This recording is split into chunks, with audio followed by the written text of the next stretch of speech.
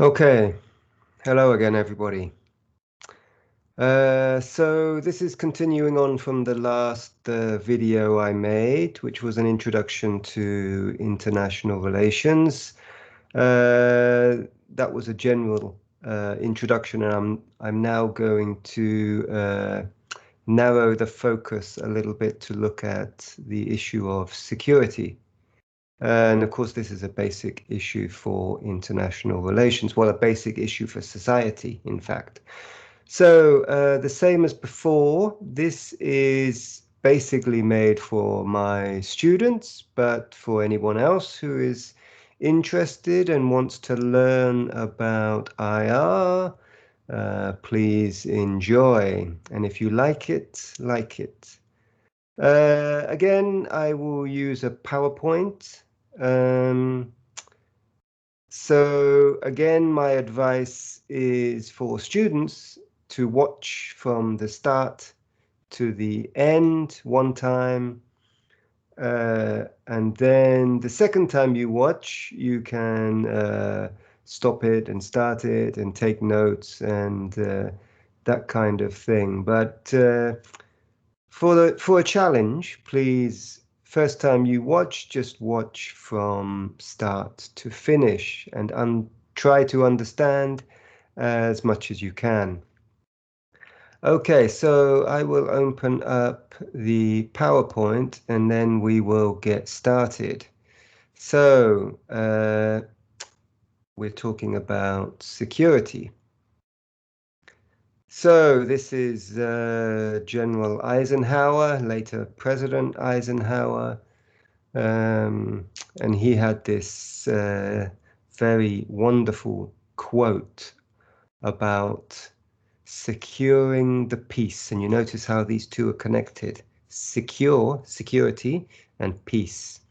So he said, for all that we cherish and justly desire. So this is saying for all that we want. So to get what we want for ourselves or for our children, so for us now and for us in the future, the securing of peace is the first requisite. And of course, this means we must secure the peace first. So first comes peace. And then we can do what we want and get what we want. So I think this is a very important quote. It's basically saying that peace is the base on which we build everything else. So what is security? Well, if we look on the left-hand side here, we can say we can give examples of words that have similar meaning. So safety, and peace, and order. And we will look at a little bit in a little bit more detail at these. But we can also think about security as being free from danger or threat. So this means there's a kind of a lack of conflict or a lack of danger. Now, one way in which to understand security is to look at this balance between total order, so we could call it total security or total peace. And then at the other hand, we have total disorder. So this means zero peace or zero security. So then we can say if we move along here, then we have more security, more peace, more safety. And if we move along here, we have less security, which means more danger and more conflict. But perhaps we should add this idea of freedom. So we can also say that total disorder is like total freedom. There's no rules. There's no regulations. So we can connect these two ideas of total disorder with total freedom. And likewise, we can connect this idea of total order with actually zero freedom. Yes? If you have total order, then you have no choices. No choices about what you can do. You're totally controlled. Now, of course, what we want for our society is somewhere between these two. We don't want to live in this world with zero freedom, but we also don't want to live in this world with total freedom, because this is dangerous. So our society wants to be somewhere between these two. And of course, if you're lucky enough to live in a country like Japan, where we have a high level of security and safety and peace, and we also have a high level of freedom. And this, of course, is a great achievement. And unfortunately, this doesn't exist all around the world. It exists in many countries, but it doesn't exist in all countries. So we are very lucky to live in a country where we do have this high level of freedom and also a high level of security. So what kind of dangers face us if we're talking about security as being free from danger? Then what are the dangers? Well, of course, we can separate perhaps into these two types. Other humans can be dangerous for us, and then nature can be very dangerous for us. And of course, we know this very well in Japan because we have a large number of natural disasters in Japan. But we can basically separate these two kinds of dangers. And if we're thinking about the balance between security and freedom, then what's the meaning of freedom? Well, we can separate this into two types. We can talk about the freedom to do something. And of course, this means the freedom to work, or the freedom to speak, or the freedom to vote. And there are many, many types of freedoms. Well, we can also talk about the freedom from something. So the freedom from fear, or the freedom from want, or the freedom from disease. And of course, if we look at this, we can say the freedom from fear needs security, and the freedom from want needs some kind of economic development. And the freedom from disease needs some kind of social development, some improvement in health systems. So what kinds of security do we have? Well, of course, there are many, many kinds of security, but we could look very simply at this physical security, so to our person. And financial security, do we have enough income to buy what we need today? And will we have that tomorrow and the day after tomorrow? And of course, food security, can we actually get the food that we need? And resource security, so of course we need resources to produce things, and we need resources, for example, water, we need energy. So can we get a secure supply of these resources? If we have power in our house today, will we have power in our house tomorrow? And as I said, there are many, many more types of security. So how do we get security? I mean, individually, us in our lives. Well, let's look first at financial security. So we get financial security by working. So we go to work. And then we also save. So we save our income for tomorrow, or we save our income for our retirement. So after we stop working. How about physical security? Well, we're careful where we go. So we don't go to places that we think are not safe. So for example, at night time, we'll choose not to go to some places. And then also we live in houses or apartments, and these houses and apartments have doors and windows that lock. So we can make ourselves secure. But is it enough, just these two things? Well, I think we need help. And of course, I mean, we cannot get security by ourselves, yes, because humans are social animals, so we live in groups, in societies. So, of course, first of all, we have families. We get security from our families, and of course, this is especially true for children before they become independent. And we get security also from our friends, and we get security from our communities. But It's not enough. So we also need the state.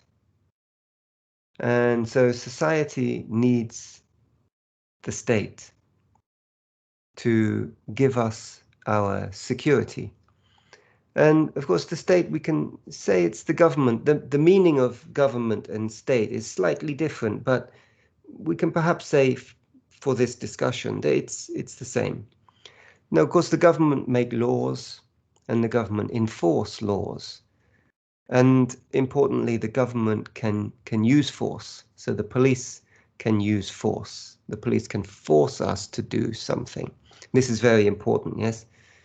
No other actor, no other institution in society can use force. Only the government, only the state. And this is necessary because we must sometimes use force for security.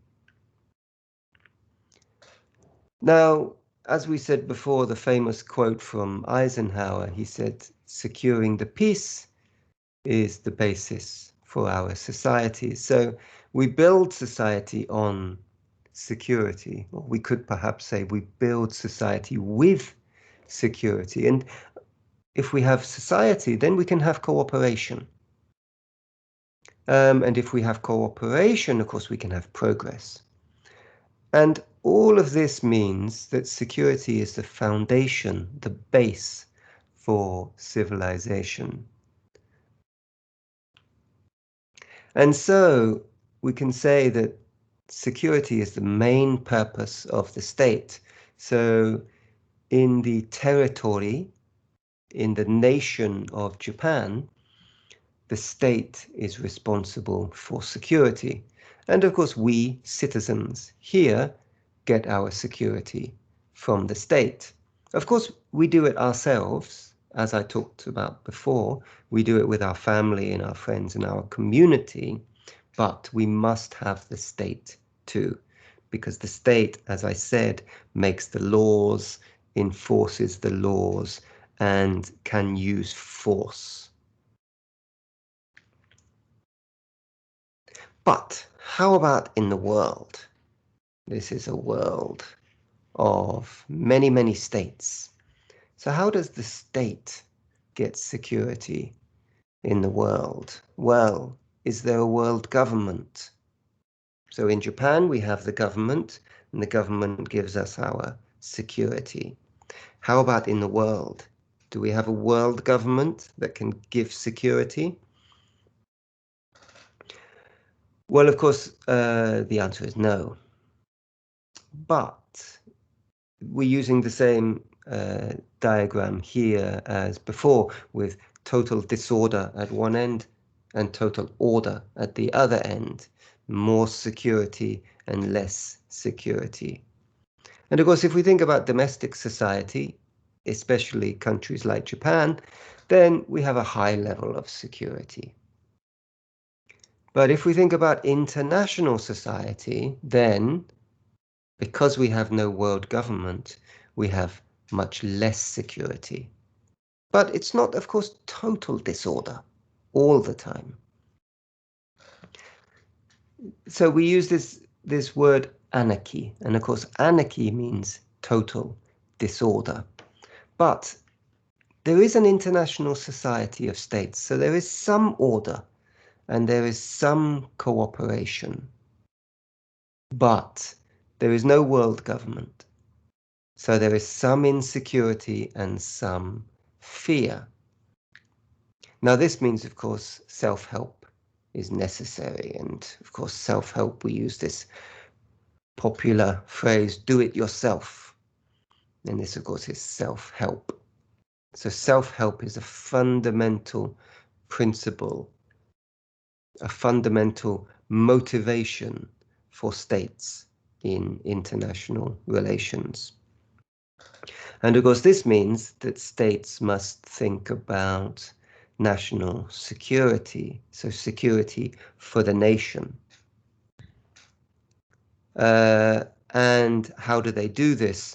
Well, of course, we have military at one end, and we have diplomacy at the other end, and then we have economic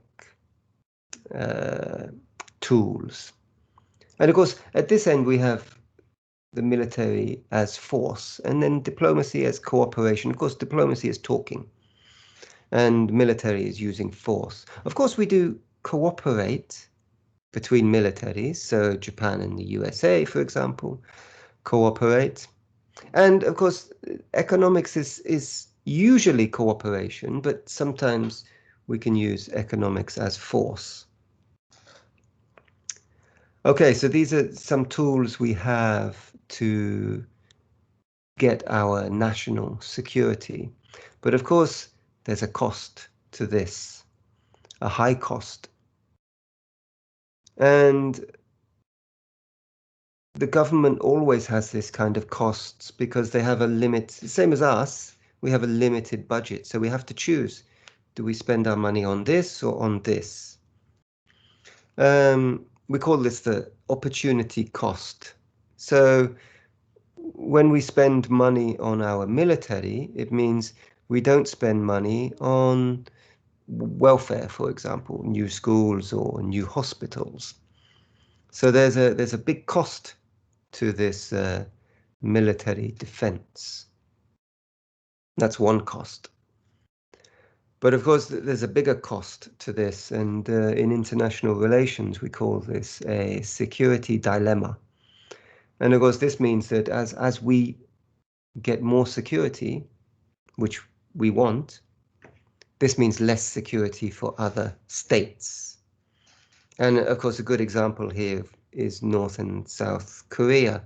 Both of these states want security for themselves, but for example, as South Korea becomes more secure, the North Koreans think this is a danger or a threat. So then they also want more security. We call this the security dilemma. And one result of this security dilemma can be an arms race. And we've had many arms races in the past. And of course, this is where, during the Cold War, for example, where tension was high between the two sides of East and West, or America and Soviet Union, as one side developed new weapons technology, this side saw as a danger, and so they also developed some new technology, and it was going like this and this and this and this. And of course, it's very, very risky. Very risky, these, because of course the weapons become more and more powerful. Now, this raises an interesting question. Do we have an arms race in East Asia now? There is one country in East Asia that is dramatically increasing its military power. And what do the surrounding states do about this? They understand the security dilemma. So if one state is increasing dramatically its military power, the surrounding states must do the same. They have no choice, really. And this is how an arms race begins. So, in conclusion, we can say, just like these buildings, security is the foundation. So this is our society, and this is security. We build our societies on security. And within a nation, this is done by the state. But in international relations, there is no world government, so we must get security in different ways. So, that is my short introduction to the issue of security in international relations. So thank you very much, everybody, for listening. I will release another video shortly on another key issue in international relations. So thank you again.